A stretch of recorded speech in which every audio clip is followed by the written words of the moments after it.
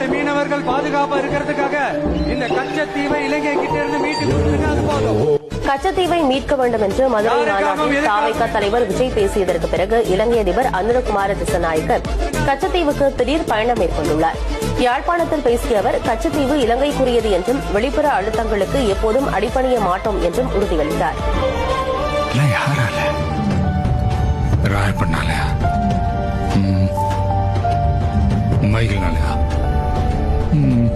ஒரு நபர் தமிழ்நாட்டில் இறங்கி ஒரு மாநாட்டில் பேசுற பேச்சு அந்த பக்கம் தென்பக்கம் வந்து இலங்கை அளவுக்கு கொந்தளிக்குது, வெறுப்பை காட்டுது, வன்மத்தை கக்குது, கொடிக்கும்போது இடிக்குது அப்படின்னா எந்த அளவுக்கு உலக வரைபடத்துல இலங்கைன்ற ஒரு இடமே இல்லாம போயிடும். பக்கத்து வீட்டுக்காரனாச்சே எந்த பிரச்சனையும் ஆனான்னு அடங்கி இருக்கும். எங்க பொறுமையை சோதிச்சிடாதீங்க.